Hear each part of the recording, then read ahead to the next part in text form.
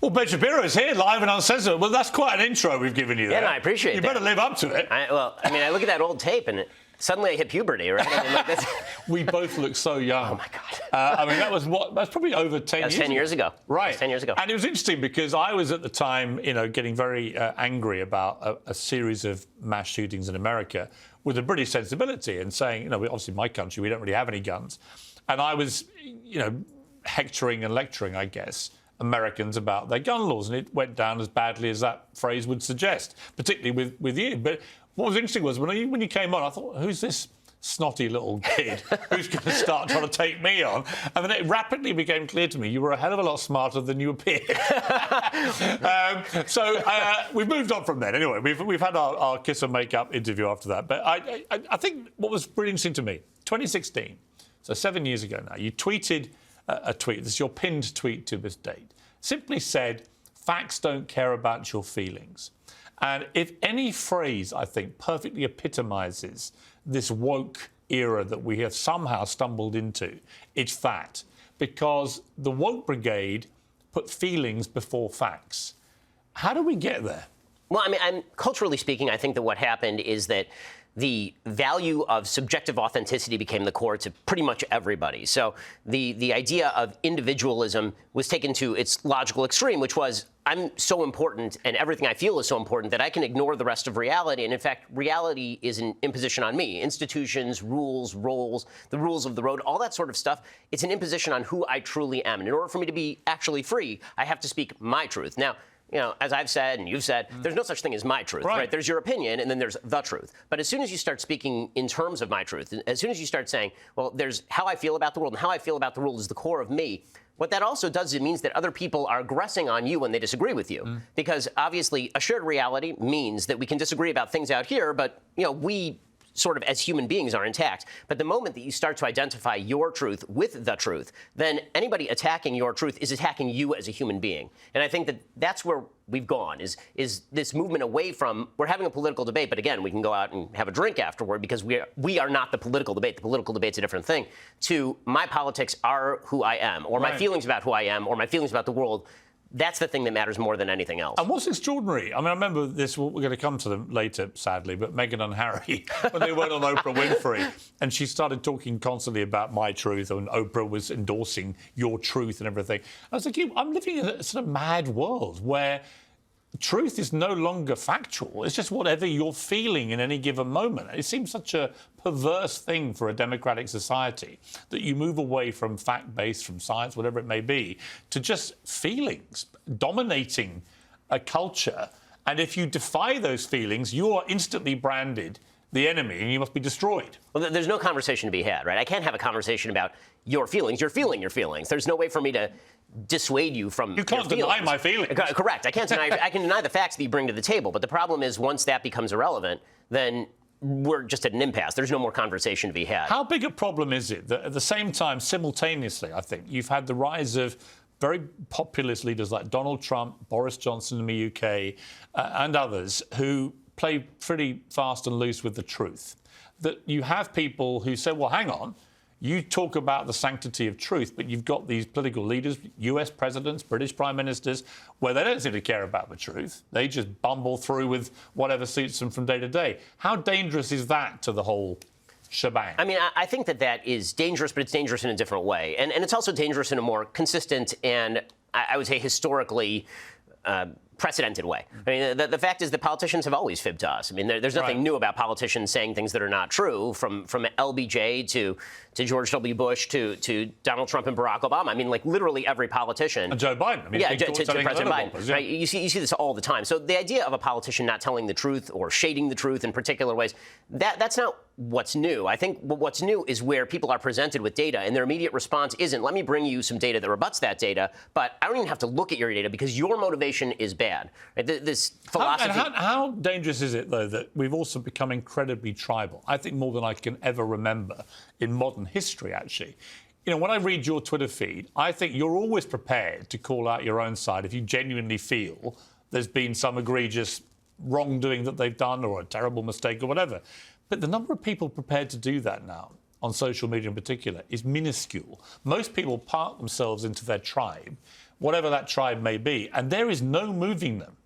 There's no deviation, even if the facts change. And again, it plays into, well, if your feelings are the facts, then if you feel that fact is wrong, well, that's enough. Right. But the tribalism that I think has cropped up is rooted in a philosophy called the motivism, which is the idea that everybody's actual viewpoints are not driven by their view of the facts. It's driven by their internal emotions. What that allows me to do, on the converse, is attribute malicious intent to people that I'm arguing with. And it means that I get to ignore all of their facts. The reason that I'm disagreeing with you is because I'm good and you're a bad person. And what that means is that people on my own side, for example, they might be upset with me for talking with people on the other side of the aisle, because why would you talk to somebody who's a nasty person, who has bad motivations? And the same thing on people on the other side talking to me. I was having a conversation one time with a very, very large left-wing podcaster. This is probably 2018. And I said, we should really do like a crossover podcast for the midterm elections. It'll do huge business. And my side will be totally fine with it. It'll be great. And he said, your side will be fine with it. My side will kill me. Right. And that's probably But that's right. the way it's gone. And Bill Maher said to me, that comedy used to be rooted really in right-wing extremism being comedic. And that was where liberal comics like him could get their material. Now he said it's mainly to the left. It's the woke area of politics that gives him the most comedic material. And he can't believe it. As a liberal himself, he feels just really frustrated that they don't understand how ridiculous and laughable their positions on things have become. Well, it's driving a bunch of people who consider themselves center or center-left into the arms of people who are more conservative, actually. I've made the point before that I think the future of the West may ride not on people who agree with me most of the time, conservatives, traditionalists. I think the future of the West might ride on people who consider themselves kind of traditional liberals, who may agree with some of the left's prescriptions economically, but who disagree with the way they want to get there, which is very often by silencing debate, using censorship, shutting things down. So the question is going to be, are they willing to put off utopia for a while in order to engage in the debate? Because I've always thought, like myself, I've always thought myself not really as a political ideologue, right? I think I'm pretty centrist and call out everybody, really. I see myself as a journalist, fundamentally, and don't think that being partisan helps that particular profession very much, as we've seen from those who've actually drifted down into being partisan as journalists. It doesn't work. You become an activist. But someone said the other day, are you a conservative? I said, well, I've never identified as a conservative. But the farther lunatic that the left woke go, the more the pendulum swings. And eventually we all get sucked into thinking, well, OK, actually, by comparison to this, I probably am getting a bit conservative, because I think they're lunatics. I think what's happening right now, and it's happening in a bunch of countries, is people are just craving any sense of normality. And common sense. And no one is providing it to them. Right. No one is providing it to them. They're taking a slap at the people who are responsible for the status quo as license to now do whatever they want. And so you're seeing the pendulum swinging wildly side to side, because if you're a political leader, you're trying to harness the passions of the moment to get done the thing that you really, really want to get done, when in reality, the population just wants things to kind of just stop. Just like, leave us alone and stop. Right, I totally agree. And I think that's the majority of people. Right? I mean, today, Rolling Stone published an opinion piece on why cancel culture is good for democracy. And I read this piece, and it was so completely deluded, because, of course, cancel culture is the antithesis of a democracy. It's actually the antithesis of liberalism. You can't pretend to be liberal with what that actually was intended to mean and support cancel culture. I think the left uses cancel culture in a very different way than most of us use cancel culture. When we talk about cancel culture, typically what we mean is you say something that they don't like on the air, and they decide to secondarily boycott your advertisers, or they go to your bosses and call for you to be fired. Right. And that's what we mean by cancel culture. What they mean is, well, we're allowed to disapprove of you. Well, sure, you're allowed to disapprove. Turn the channel. Right? You don't have to subscribe to Daily Wire. You don't have to watch your show. Right? But what they do with that instead is they attempt to get you kicked off the air, not by dint of lack of ratings or something, but just because they're so angry that they're going to go yell at people and bother them until you get kicked off the air. That's what cancel culture really is. I interviewed Congressman George Santos this week, who, even by the standards of fibbing politicians, I mean, it was quite startling. I'll just play the clip where he admits to being a terrible liar. I've been a terrible liar. I mean, would you be prepared to say that? Sure. Like I said, well, I've been a terrible liar on those subjects. I mean, this guy's a serving member of the United States Congress. Right? He's one of the most powerful politicians in the country by default.